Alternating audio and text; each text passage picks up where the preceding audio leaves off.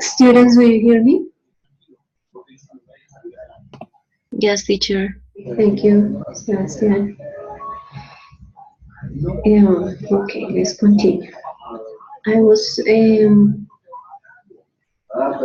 I was summarizing what Flor mentioned about children and the ability they have to learn, because the connections they do during the first 7 years are a lot, and that's the reason why the book mentions some windows that are open during those years. Okay, here I have another question for you. What should be the characteristics of educational methods according to the reader?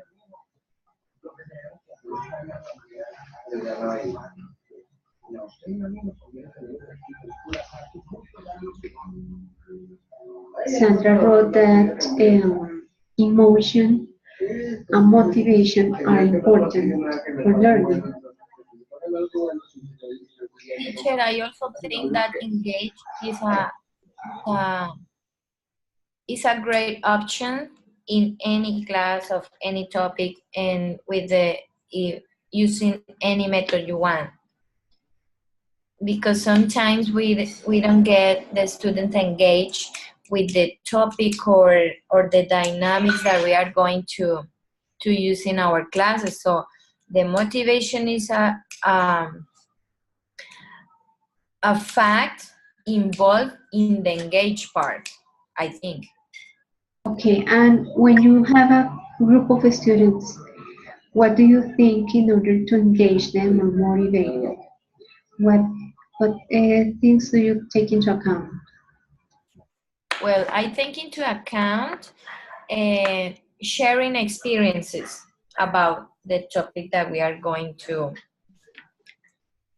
see. For saying something in this moment, I am working in the whole past tense. So in that order of ideas, I share with them experiences about vacations. So they have to speak about their experiences, but they use the past tense. So for them was quite funny because they share what they did and some funny facts and significant experiences and all that thing. So they engage with the topic, and when I asked them to make the production part, they were allowed to use all the past tense form to the topic. That's one way when you ask students to personalize or to take into account the topic to relate it with their own experiences. What else do we need to take into account when we want to engage students? Teacher, can I? Yes, sure. Go ahead. Well, teacher, in my case, I take into account two very important aspects. One is that my student feels happy. For me, it's very important. And the other is that the students understand that the topic represents a good experience for him or for her, that it has significance for them. So about this topic, I think that the red said that the neuroscience gives different tools as a teacher, which can improve our practice. Maybe give us some instruments that allow us to identify not only the state or the feeling of the students, but also maybe their problems, like dyslexia or attention deficit disorder, or I don't know. But for me, the most important factor is the student feels happy. Okay, so you also need to, as you mentioned, to take into account the topic that it needs to be interesting for students. And Noemi wrote that those methods needs to be need to take into account students' ages and their individualities or characteristics. And Sandra wrote that social interaction and good communication between the teacher and the student is also important. Teacher, I don't know. I Yes. think that is important when they are children. They need to play. They need a different activities in order to learn. For instance, I had had I have a had. bad experience with the little kids because really I can control them with in a class. I try to do different activities for them, but I noticed that they care about the games, different games, and I don't know. I think that maybe I have to prepare activities like games in the class because they they don't want to copy. They don't want to. Mhm. Uh, Sometimes they don't want to repeat the song, the same song all the time. They repeat a song, but after I don't know, in another class they don't want to repeat the same song. So I think that for them they need to play because for instance in that picture that you show uh, they don't feel comfortable.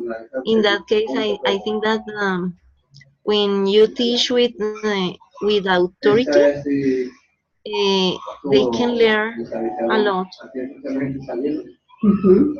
Yes, that's what you said is really true. Let's see if Sebastian has a comment probably about what you said. Yeah, Sebastian.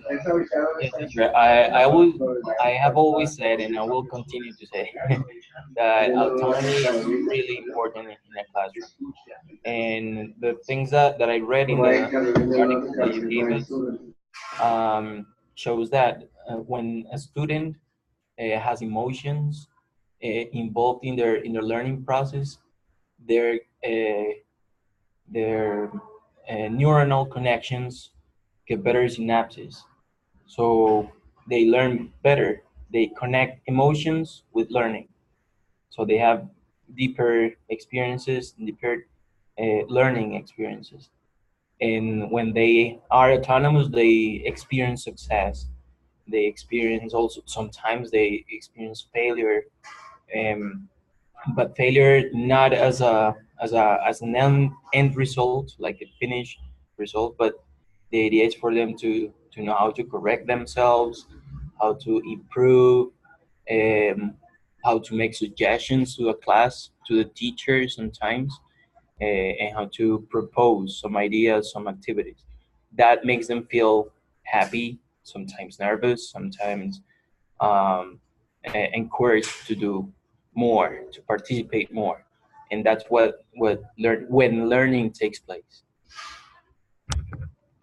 Okay, right. When we give students the opportunity to make decisions, express their ideas, participate, so they feel more engaged, as you mentioned, and some learning takes place in those moments. Does anybody know why children learn by playing?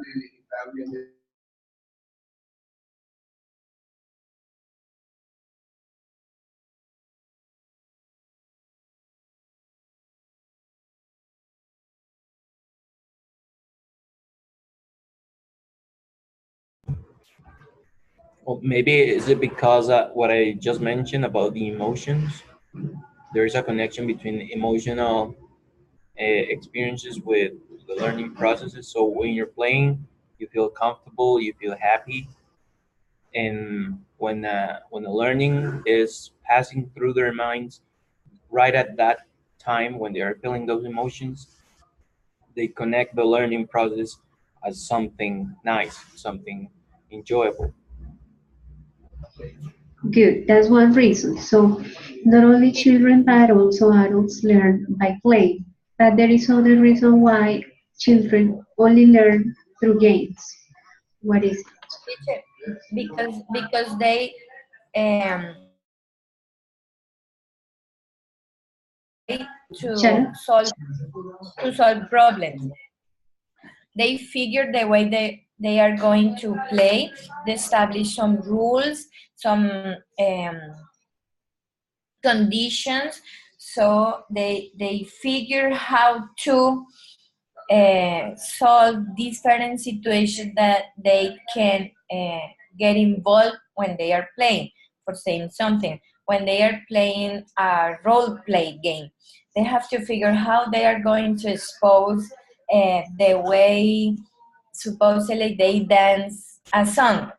So the student get involved with the thing that he or she is going to express with her body. Okay. Well, that's true. But besides that, what neuroscientists have found out is that children have not developed their abstract thoughts.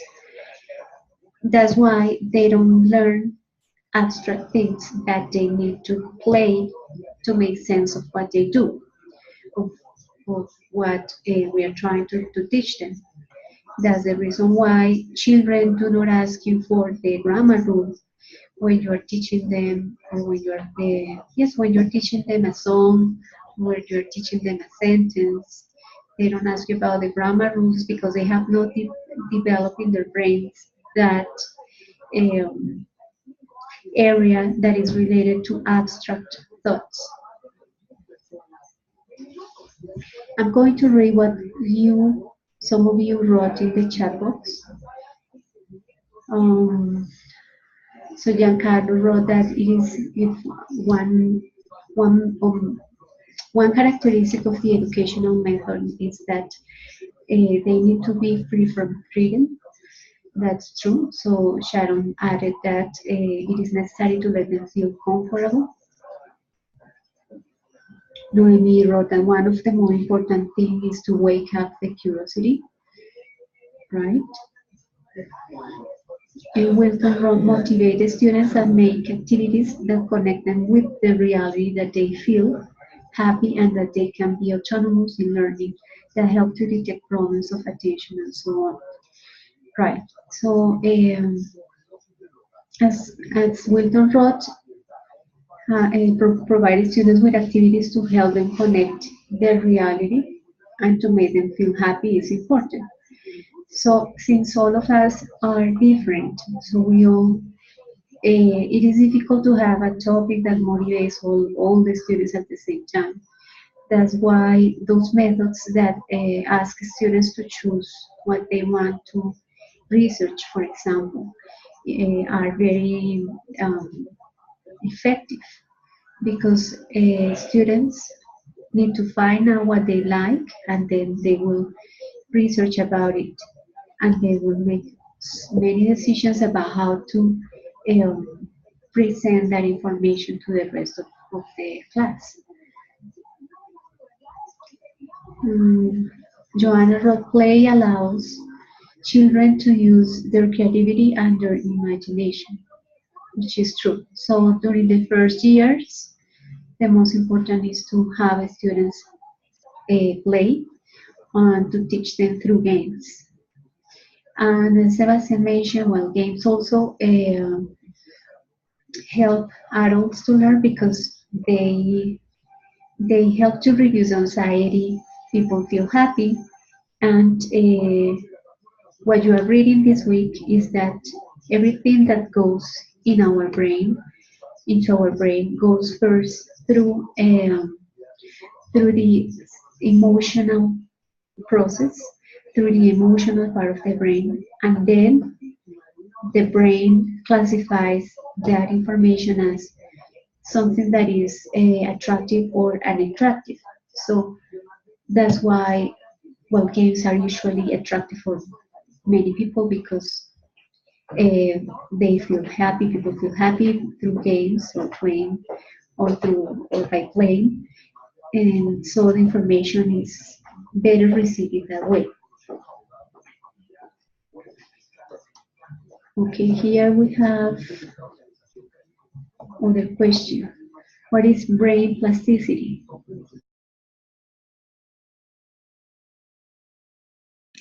I would like to talk, teacher, Sarah. about this term. I want to clarify that this term doesn't refer to the brain being a plastic part of the body, or that its elements or neurons, lobes, or another important parts are made of plastic. This term refers to the ability that the brain has to be modified throughout the learning process in any age. The brain has the ability to restructure itself by forming different connections. So this restructuration or brain development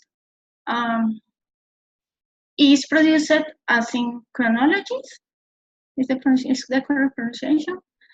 That is, it has different times. For instance, at the beginning of the life, puberty, adolescence, or adulthood, something like that.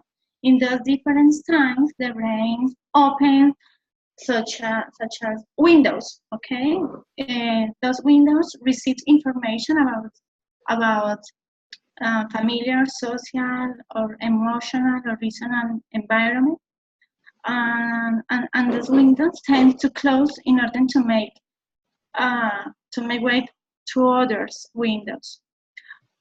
And this process that the brain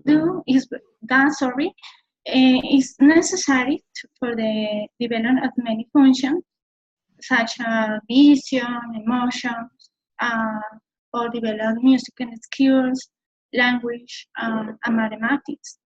There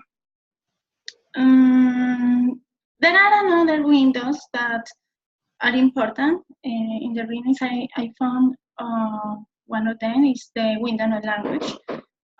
This window is really important because it has such as sub windows. For example, semantics, acquisition of the syntax, or another micro windows, but in this moment I don't have examples about it, but in the readings it's mentioning. So I can say that are many factors which are involved in the brain plasticity process. For instance, memory formation, the environment in which a person lives, or the learning experience is important to the process of development of the brain. This I consider that is the last. This last is the most important, because to learn and memorize is the process that a human does from birth to death, and the brain plasticity has the ability to change throughout the life. So this is a perfect combination of the brain and the human being. That's okay. Very good, Sarah. Joanna added that plasticity refers to the brain's ability to change throughout life. Good. And Wilton wrote that it means that it can be modified for learning at any age, but they tend to be smaller as the age is advanced. Not smaller, but the changes tend to be fewer or less than during the first 7 years of life. Okay.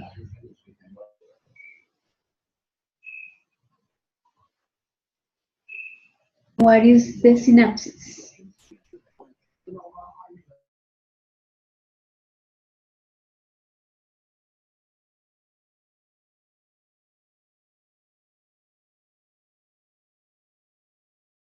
Teacher, the synapses is the process in which I forgot the name. The Neurons? neurons transmit a chemical message. Right. They transmit a chemical message. So it's when neurons communicate.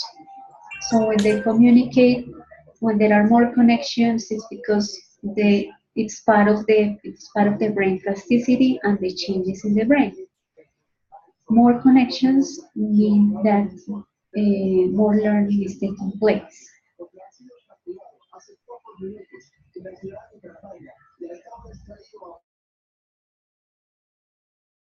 Okay, as Sebastian wrote here, we have some medical terms, right? Yes, so because as you read, neuroeducation is it's a field that it's informed from neuroscience that is totally about medicine and psychology and science of education, which is also a mixture between education and neuroscience.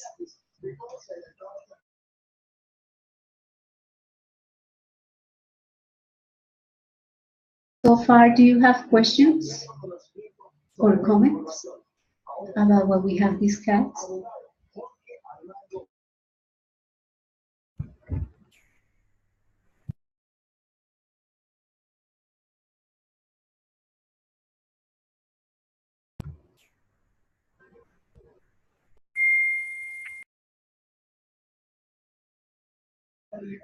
Okay, here we have other question. Where in the brain arrives the information that is smelled, heard, seen, touched, or tasted?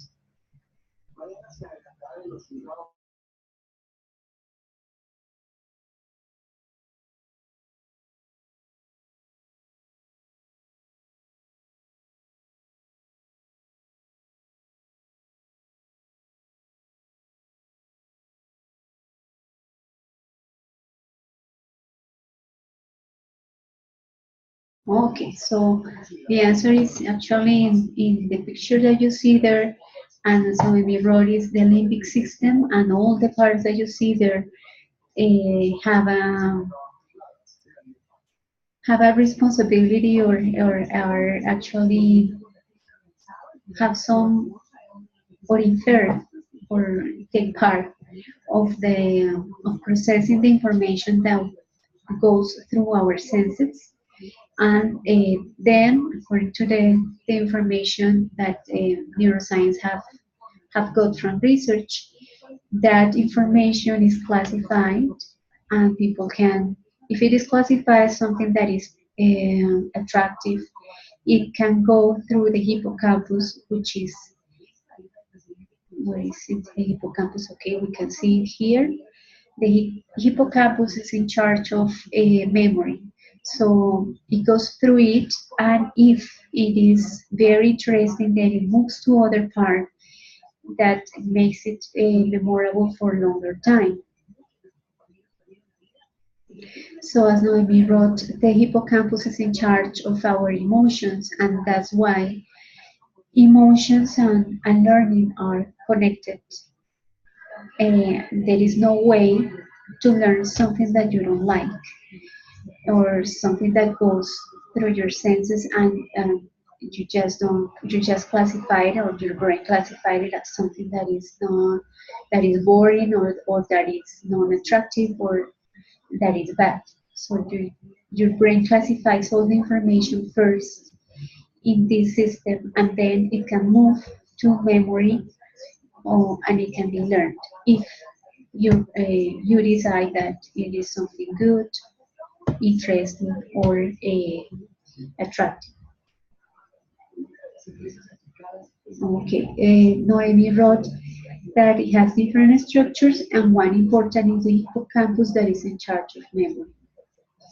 Right. Then we have the three social basic skills that you mentioned at the beginning of the encounter. So we have imitation, and we have shared attention and empathic understanding. So all of them, all those skills, social skills, are developed when we are children. Do you guys remember what they are about? Yes, teacher. Me.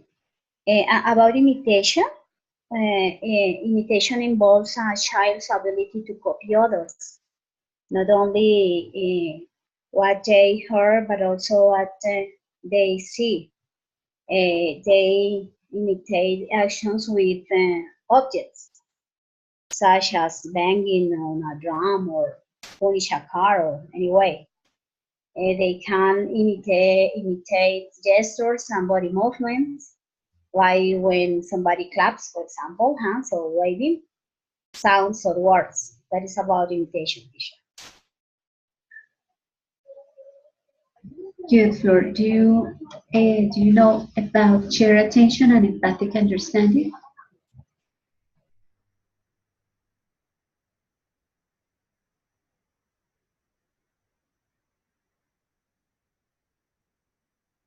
Well, Rafael wrote that children learn by direct observation, which is imitation. So we imitate not only our parents' gestures and actions, we imitate the words they use, and that's like the first strategies that we use to learn. The reading says that is very effective because we don't go through a trial and error, but we learn through imitating, which is faster and which in a way assures that what we're going to imitate is going to have a certain effect that we have already watched. Noemi wrote, by imitating, the children learns by their sense of observation of their parents, also saving the time they would have been spending learning with process trial and error. Children copy ways of how people speak, how they gesticulate and manners. Also, they choose from who, usually parents, what and when doing so. At the same time as they imitate, they discover new methods to solve other problems.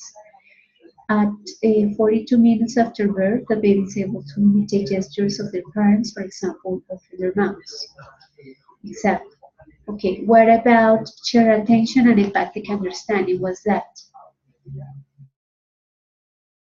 Well, teacher, I remember in the readings about shared attention that is when, in this case, children or two people, they are looking at the same object, and they share the same attention, and they communicate by that way, and they share, for example, the same feeling or the same meaning about the object. If they are looking an animal, so they try to identify what type of animal is, or a different object, and it is like the connection between that moment that two people or two people or two children or another children have in that moment. And according to the emphatic understanding meaning, well, I remember that in the lecture, in the reading, sorry, there was an example about uh, that when a child um, uh, watch or see an event of someone feeling something. For example, it says that if a robot cries or an adult pretends to cry before him, the child goes to like it feels like that that that feeling that the adult or the robot is having, and that simulation does to the child to like to comfort the person. In this case, is like a feeling or an emotion that the child has in that moment. Something like that. I don't know if it's okay. Yes, that's true. That's correct. Exactly. And so those are the skills that we develop when we're children, and they are social because it is related with interaction with other people and learning through that interaction.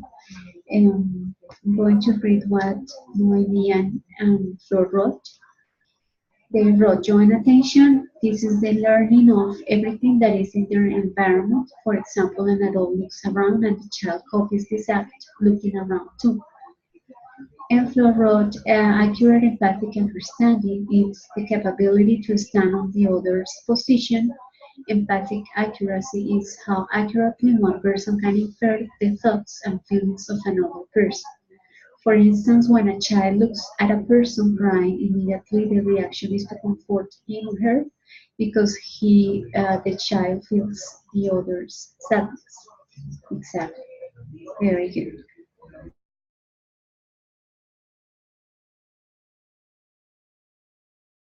Okay, so finally, I would like you guys tell me how we can apply the information that we read in these three chapters in our classes.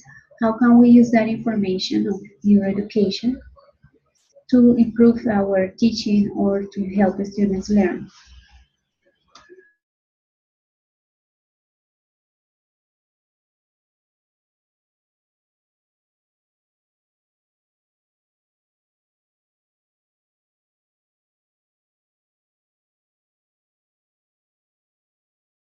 Can you hear me? Yes, Giancarlo, Can you we hear can me? hear you. Yes, we can hear you. Well, basically, to me, the great lesson that I learned from this chapter, you know, there's a lot of things going on in children's brain, but we as teachers, we need to be fully aware not only of the environment, as I think it was Flor, the one who mentioned it, because, well, definitely that is important. Whatever type of environment that we create for our lessons will have a great incidence on the learning result. If our classrooms are boring classrooms, are not interesting classrooms for them, and if we do put a lot of pressure on the environment and on the children, and by saying children, I don't mean to leave aside uh, teenagers, young adults, and adults who are also subject to the same type of brain behavior. Uh, there will be no learning at all, or learning will be an unnatural process. So that's one of the first lessons that I would draw from the learning, and that I think that has like a great meaning to me and what I want to do in my classroom. So first, I want to create a very natural environment, a spontaneous environment, and a place where everybody feels uh, not only joy but very comfortable with the things they're doing. And a second thing is that there's not always possible to control the outcome of of a lesson when we're teaching. So sometimes when we plan, we're planning thinking of our own learning processes, of what we experienced in the past. But by with this information, we know that we might have different types of people with different types of experiences that were subject to different types of environment. So more than ever, we need to be aware of the different learning styles and the learning experiences that every single one of our students had in order for us to think of possible solutions of ways to awakening interest and awakening uh, that feeling of discovery or curiosity that our learners might have in our classroom. So that's one of the lessons that for me I consider very important from that lesson and from that chapter that we read. Okay, Giancarlo, very good. So the idea always is to find out how we can use the information that we study in uh,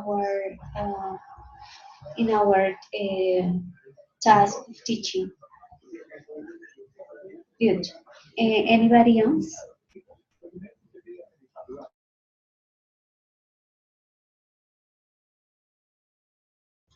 So, I mean, Rory, in your words, we need to use information and understanding of how children learn to open the door of the curiosity of our students and like this reach to the brain and memory.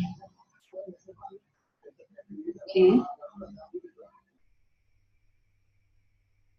Other reflections, other ideas on how to do that?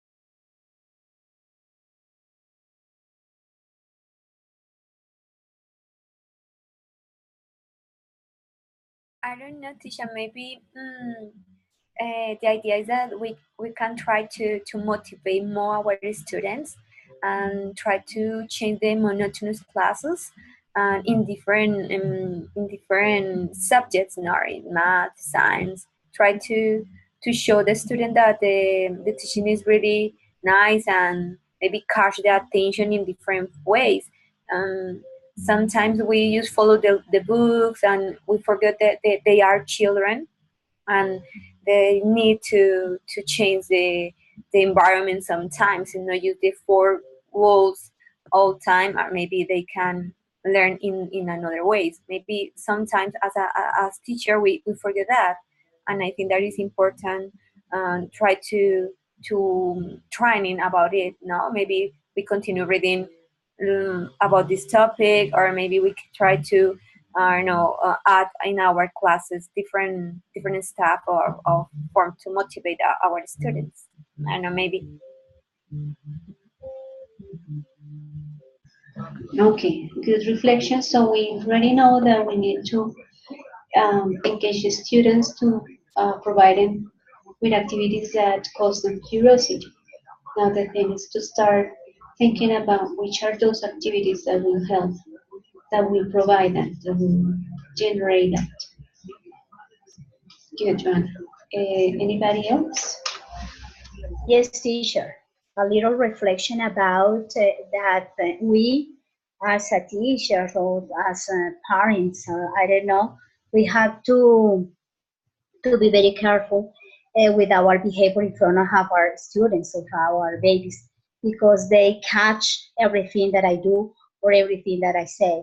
So it's very important that our behavior will be in a very good way in order to teach not only with our words but also with our behavior.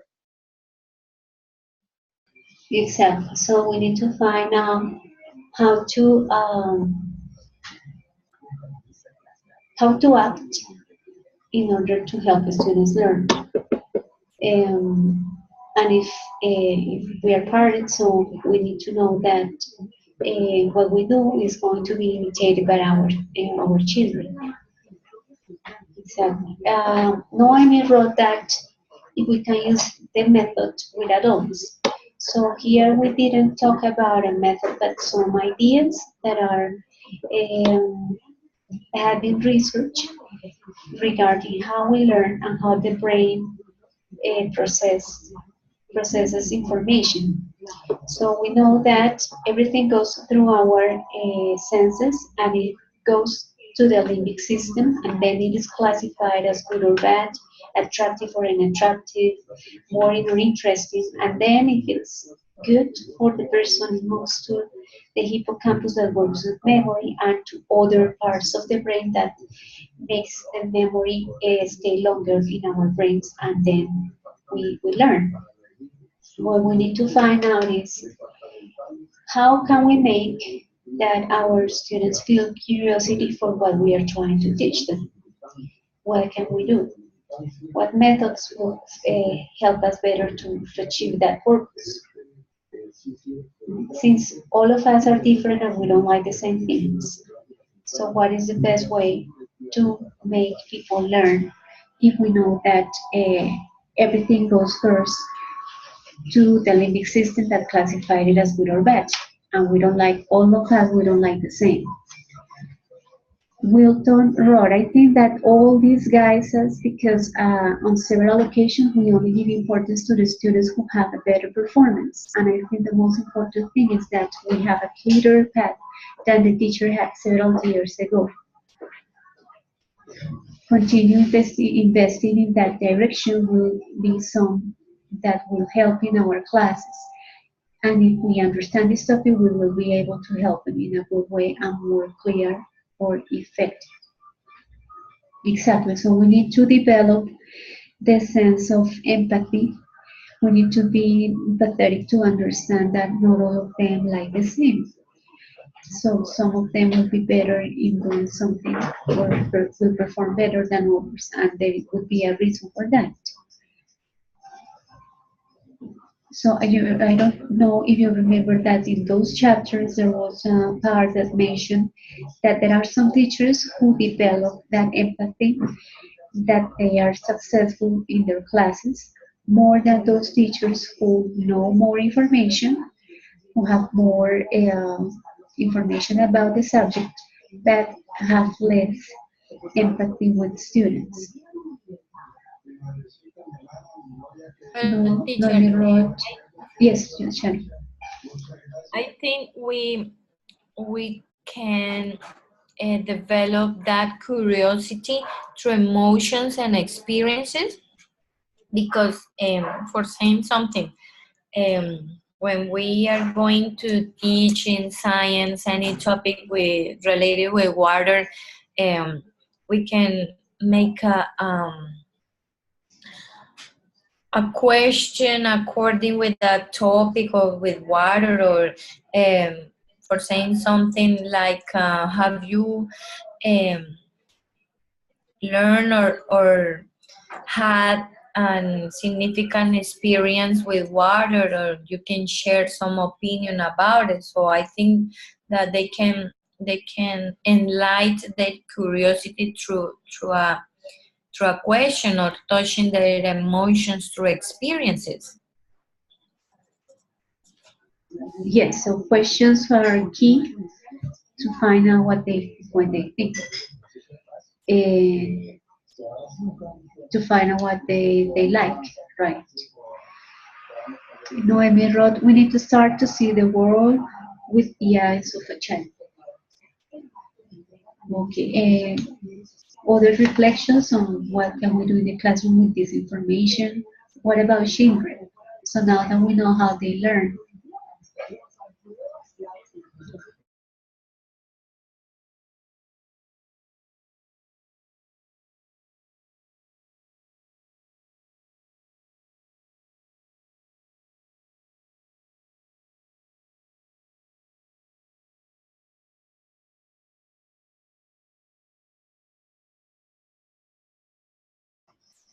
so at the beginning of the encounter, Liliana mentioned that she realized that children learn through games and through songs, and that it is difficult to teach them, probably because we cannot teach them the same way that we teach adults. So we need to know that their attention span is shorter. They don't want anything that is not fun. Uh, so it needs to be through games that we need to teach them, and we need to play all the time with them when we're trying to help them learn something. Exactly. So we cannot use traditional methods, or we cannot use the same way we teach adults or adolescents with little kids. It doesn't work. Giancarlo wrote, one good thing to do is to do good warm-ups before starting a lesson, since it goes right to the emotions that activate learning. Gamify the classroom is another good idea for children. Yes, Lilian, I think you are very good. I remember we talked about that last semester. You are good at teaching adolescents, and you find it easy a little bit because you have taught them for many years. And in my case, for example, it is more difficult for me to have empathy with adolescents because I understand how children learn, I understand how adults learn, and I sometimes I think that adolescents should behave better, that they can because they are going through an age in which they are not adults, they are not children. So understanding different ages needs is sometimes not easy. In my case, I don't like to teach adolescents just because I don't have that empathy with them. Teacher, but for example, in my case, I'm working with teenagers. So what I try to do is to involve a kind of different dynamics in the same class. For saying something, they have to make a reading production, but they have to share their point. I mean, the reading production, they have to share that part. Then they have to socialize. That's quite different. And work in pairs or in groups. And they have to just move because all the time just standing there or being in a chair the whole class is so bored. So I try to figure several things in the same dynamic, just not to stay quiet all the time. And also because in this age they like to talk too much, so I try to make that kind of sharing activities in order to improve, for saying something, 2 or 3 skills in the same class. Right, so you understood how they learn. And those of you who want to teach little kids, you need to be very active because that's what they like to run, sing, play, jump. Those of you who want to teach adolescents, so you will find out activities like the ones Sharon just mentioned that work with those ages. And well, teaching adults or sorry, teaching adolescents or children also require teaching good manners, teaching how to behave, which is something that is not taught or it is less taught when we are adults. So when we're teaching adults, we know that they went through a process of a school process, and there they learned those social rules. So we fear that when they are adults, they don't need that information anymore. So teaching in schools is demanding because teachers don't only need to um, help the students learn how to speak a language, but also help them to understand how a society works and the rules that work in a society so that everything goes like goes better when we interact. So those like rules related to behavior. No, I mean, Flora, I think a good idea is to introduce the topic through the senses, for example, not just through the eyes, but also through the ears, to the touch, or a mix of different senses. Yeah, so there is a research that mentions that if we use many senses when we teach something, chances are that it is better learned. And for example, that idea is something that is used in publishing or marketing when a company, an enterprise wants to sell any product. So, for example, when we are in the supermarket, uh, we we can see those people who are in charge of showing us the product, and if it is something to eat, you can taste it, you can smell it, you can see it. So they are using more senses to sell the product, to make the person experience through the senses and see if they like it or not. So same happens with learning. So if we use more senses when we teach, chances are that it goes. If it is classified as something good, it will be it will be easier to remember that. Okay, so in which other ways do you think we can use the information that we read to teach or to help the students learn?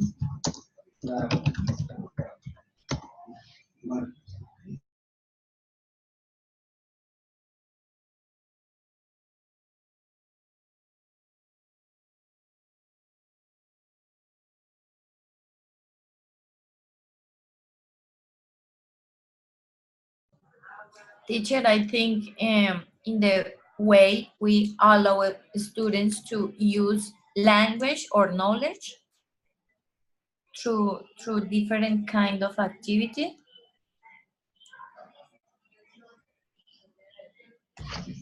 Right, so not only one activity, but through different ones, so they can experience in different ways.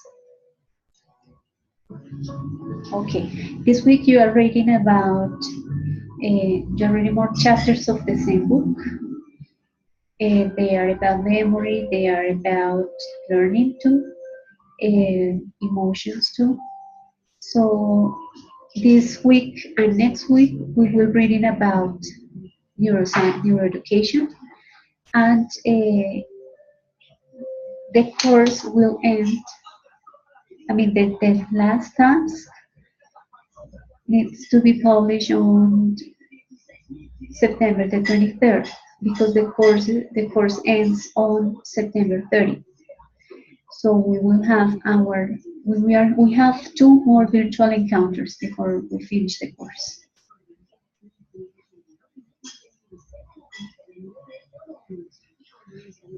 Well, Mami, I have not the scanned version of the whole book. The book is in Bogota. We can find it at the University of Javeriana. If you can take a look at it, I can give you the information to take it from there. But I don't have the whole scanned version of the book. I just have some chapters, which are the ones that I have shared with the course in the virtual room.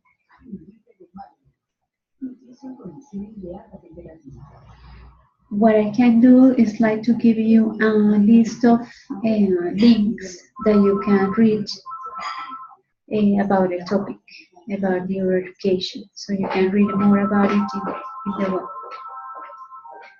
Okay, I will share those links with you next week, right?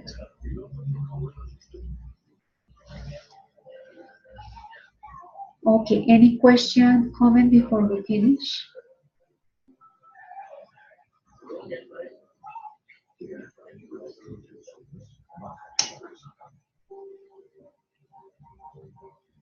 Good, so thank you guys for joining the encounter. And those of you who have Teacher Practicum 2 will meet at 8. Okay.